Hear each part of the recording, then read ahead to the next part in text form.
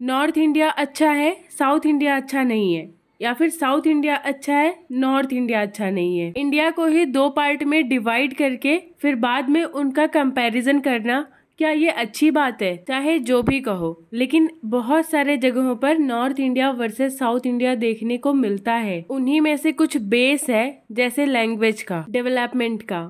North India के comparatively south India ने खुद को काफी ग्रो कर लिया है, जबकि नॉर्थ इंडिया इसमें लैग कर रहा है, पीछे चल रहा है। बात करें लिटरेसी रेट की, तो साउथ इंडिया की हाई है। साउथ इंडियंस को ऐसा लगता है कि गवर्नमेंट, सेंट्रल गवर्नमेंट उनके साथ भेदभाव करती है, या फिर यूं कह सकते हैं कि पॉलिटिक्स खेलने के लिए नॉर्थ और साउथ इंडिया को अनडिवाइडेड इंडिया में से डिवाइड कर दिया गया है। नमस्ते everyone, welcome back to our channel. तो आज हम डिस्कस करने वाले हैं एक friendly comparison between north India and south India. But don't forget कि अल्टीमेटली हम एक भारतीय ही है। वैसे तो भारत को अलग अलग जोन में डिवाइड किया गया है, जैसे northern, central, eastern, north eastern, western, southern. लेकिन हम यहाँ एक ब्रॉड वे में बात करेंगे कि नॉर्थ इंडिया में कौन कौन से स्टेट्स इंक्लूड होते हैं। इसमें सबसे पहले आता है उत्तर प्रदेश, मध्य प्रदेश, बिहार, दिल्ली,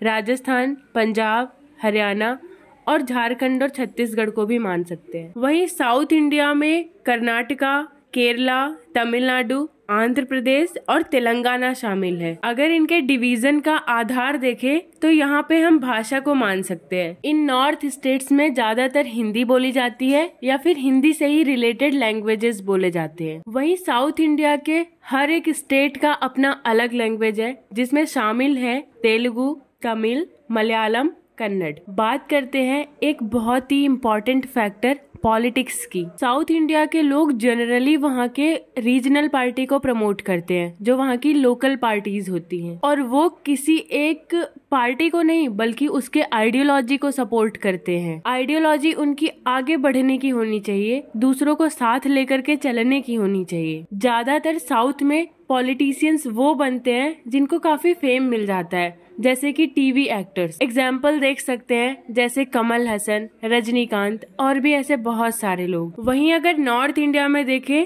तो जनरली नेशनल पार्टीज का दबदबा होता है। साउथ इंडियंस को ऐसा लगता है कि सेंट्रल गवर्नमेंट उनके साथ सौतेला व्यवहार करती है, और इसका बहुत ही एक तगड़ा रीजन है आर्टिकल 351, जिसमें ऐसा लिखा हुआ है कि ये यूनियन की रेस्पॉन्सिबिलिटी है हिंदी लैंग्वेज को प्रमोट करना, उसको स्प्रेड करना। और इस आर्टिकल ने नॉर्थ और साउथ के बीच में एक दरार पैदा कर दी है। साउथ इंडियन ये नहीं चाहते कि उनके ऊपर हिंदी लैंग्वेज का इम्पोज हो, वो फ्रीली अपनी भाषा को आगे ले जाना चाहते हैं, उसे बोलना चाहते हैं। अगर सोशली देखें तो नॉर्थ इंडिया में यंग लोग ज्यादा है, लेकिन वहाँ पे गरीबी भी बहुत ज्यादा है। और वहीं साउथ इंडिया में ओल्डर लोग हैं और वहाँ पे प्रॉस्पेरिटी भी है। इंडिया का आईटी हब बेंगलुरु में है। 2011 की जनगणना के अकॉर्डिंग ऐसा देखा गया था कि साउथ इंडिया की पॉपुलेशन ग्रोथ रेट कम हो चुकी है, और इसकी वजह से साउथ इंडिया में अनस्किल्ड लेबर की मौजूदगी कम हो रही है। और फिर उन जगहों को भरने के लिए देश के अलग अलग जगहों से लोग आते हैं, या फिर कह सकते हैं जनरली नॉर्थ से साउथ जाते हैं, और फिर ये दोनों अपना अलग अलग कल्चर फॉलो करते हैं, जिसकी वजह से कल्चरल कन्फ्लिक्ट होता है। साउथ के पैसों पे नॉर्थ इंडिया का डेवलपमेंट हो रहा है। अगर आज की डेट में देखें तो इंडिया की टोटल पॉपुलेशन का 20% साउथ इंडिया में रह रहा है, लेकिन वो 31% कंट्रीब्यूशन कर रहे हैं इंडिया के जीडीपी में, और जो कि 2030 में बढ़ करके 35% होने वाला है। सिर्फ 5 राज्य मिल करके 31% कंट्रीब्यूट कर रहे हैं, लेकिन इनका मानना है कि इनको फंड कम मिलता है। ऑल्दो ये टैक्स प्रॉपर पे कर रहे हैं, लेकिन इनका पैसा नॉर्थ के स्टेट्स को, जैसे बिहार जैसे राज्यों को दे दिया जाता है। एक एग्जाम्पल से देखते हैं कि अगर तमिलनाडु 1 रुपए देती है सेंटर को, तो वो सिर्फ 29 पैसा ही इन रिटर्न मिलता है उसे। और वहीं उत्तर प्रदेश को 2 रुपए 73 पैसे मिलते हैं, और बिहार को तो इससे भी ज्यादा 7 रुपए 6 पैसे मिलता है। और ये डिस्ट्रीब्यूशन फाइनेंस कमीशन फॉर्मूला के बेसिस पे होता है। नॉर्थ इंडिया के कंपैरेटिवली साउथ इंडिया की लिटरेसी रेट भी काफी ज्यादा है और लोगों को साउथ इंडिया ज्यादा सेफ लगता है। अगर कोई नॉर्थ इंडियन साउथ में जाता है तो उसे अलग नजरों से देखा जाता है, उन्हें अनपढ़ गंवार बोला जाता है। और वहीं साउथ इंडियंस को उनके बॉडी कॉम्प्लेक्शन से, उनके रंग रूप से और उनके बोलने के तरीके से उनको छेड़ा जाता है। साउथ इंडियंस इंग्लिश बोलने में काफी आगे हैं और इसका रीजन ये भी हो सकता है कि वो 3 तरफ से समुद्र से घिरा पड़ा है। वहाँ पे काफी पोर्ट्स हैं और ट्रेडिंग होती है अच्छी खासी। अगर हिस्ट्री देखें तो अंग्रेज या फिर और भी कंट्रीज के लोग साउथ में ही सबसे पहले आते हैं और इस वजह से उनकी इंग्लिश इम्प्रूव हुई।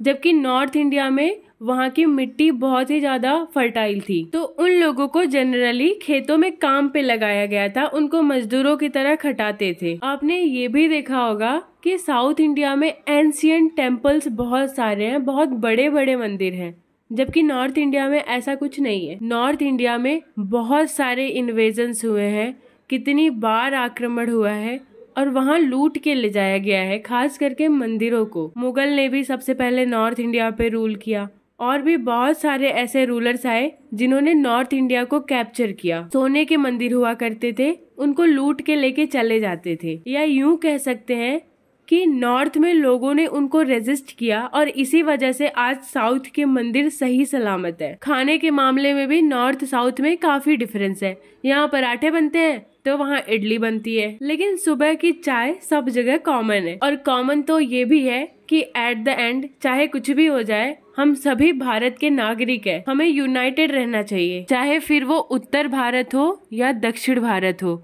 दोनों जगहों से लोगों ने फ्रीडम के लिए लड़ा है। हमें वन इंडिया के थ्रू चलना चाहिए, क्योंकि दुश्मन तो हमारे पड़ोस में ही बैठे पड़े हैं। और ये कंपैरिजन किसी को ऊंचा या फिर किसी को नीचा दिखाने के लिए नहीं होना चाहिए, बल्कि एक दूसरे से सीखते हुए आगे बढ़ने के लिए होना चाहिए। मैं जरूर जानना चाहूंगी कि आप लोग इस बारे में क्या राय रखते हैं। Comment section is open for you all. So thank you for watching the video and having so much of patience.